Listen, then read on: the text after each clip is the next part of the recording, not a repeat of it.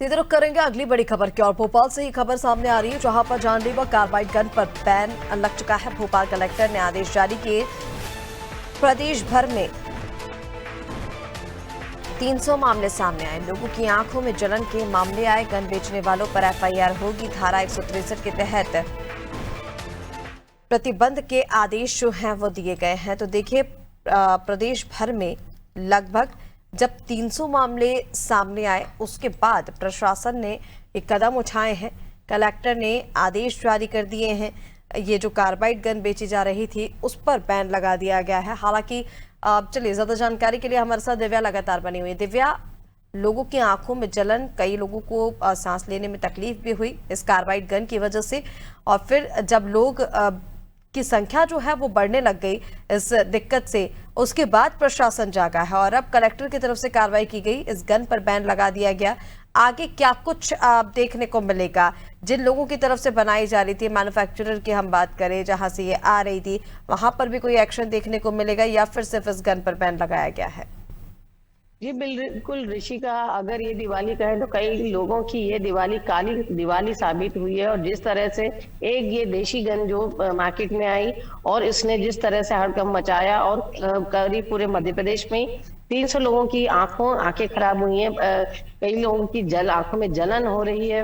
और अगर भोपाल की बात करें तो भोपाल में ही 162 मामले आए हैं। तो इस पे अब प्रशासन जागा है और भोपाल कलेक्टर ने इस पे बैन लगा दिया है। और कल ही एक व्यक्ति के खिलाफ एफआईआर की गई है, उसे गिरफ्तार किया गया है जो कार्बाइड गन बेच रहा था। और अब कहीं भी भोपाल में ही आपको बिक्री करते हुए अगर नजर आई, जो अगर इसे बेचते हुए नजर आया तो उसके खिलाफ कार्रवाई की जाएगी। सबसे बड़ी बात यह है कि ऋषिका, जो इस कार्बाइड गन से जो प्रभावित हुए उसमें सबसे ज्यादा बच्चे हैं। और यहाँ पे हमीदिया अस्पताल, बीएचएमआरसी, एम्स, सभी जगह इस कार्बाइड गन को चलाने वाले कई सारे बच्चे, कई युवा वो अभी भर्ती हैं और अपना इलाज करा रहे हैं। कईयों की आंखों की पुतलियां के पर्दे बदले गए हैं और कईयों के अभी भी इलाज चल रहा है। कल खुद कलेक्टर कौशलेंद्र सिंह, जो भोपाल कलेक्टर है, छुट्टी से लौटने के बाद खुद देर रात जाके हमीदिया अस्पताल गए। वहां पे उन्होंने मरीजों से बात की जो इस कार्बाइड गन के प्रभावित लोग हैं, जो हमीदिया में इलाज करा रहे हैं, उनसे मिले और उनको 5,000 रुपए की तुरंत सहायता राशि भी दी। मैं यहाँ बताना चाहूंगी ऋषिका कि 9 अक्टूबर को पहले ही भोपाल में इस कार्बाइड गन पर सख्ती करते हुए प्रतिबंध लगाया गया था और सभी एसडीएमओ को ये निर्देश दिए गए थे कि जहां ये बिक्री हो इसको रोका जाए। लेकिन शायद प्रशासन की लचर कार्रवाई थी, जिसके कारण दिवाली में भी ये कार्बाइड गन बिक्री होती नजर आई और इसको सबने कई जगह सार्वजनिक स्थानों पे देखा। लेकिन अब जिस तरह से ये मामले आ रहे हैं और जिस तरह से लगातार अस्पतालों में इसके मरीज पहुंच रहे हैं, अब उसके बाद सख्त कार्रवाई की गई है और इसके बिक्री पे, इसके उपयोग पे पूरी तरह बैन लगा दिया गया है। क्योंकि अभी आने वाला 11 और शादियों का त्योहार आने वाला, शादियां शुरू होने वाली, 11 का त्योहार आने वाला है। ऐसे में अभी फिलहाल इस पे रोक लगा दी गई है। अब इसकी बिक्री बंद कर दी गई है और इसी के साथ मुख्यमंत्री पहले भी अपील कर चुके हैं कि इसको ना खरीदें, इसका यूज ना करें।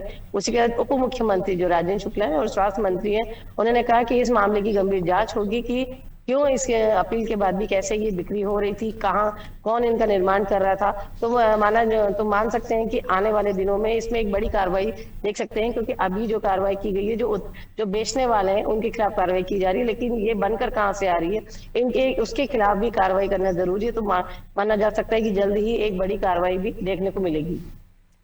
बिल्कुल दिव्या, तमाम जानकारी के लिए बहुत शुक्रिया आपका। तो देखिए, ये जो कार्बाइड गन है जिससे कई लोगों की आंखों की रोशनी तक चली गई है, इतना गंभीर था इसका इस्तेमाल करना कि कई लोगों को ऑपरेशन करके रेटिना तक बदलवाने पड़े। हालांकि इसको लेकर कलेक्टर ने अब निर्देश दिए हैं। वो खुद देर रात पहुंचे हमीदिया अस्पताल और जो भी इससे पीड़ित मरीज हैं उनसे उन्होंने मुलाकात की, डॉक्टर से सलाह ली कि किस तरह की कार्रवाई जो है वो की जा रही है अब इन मरीजों पर।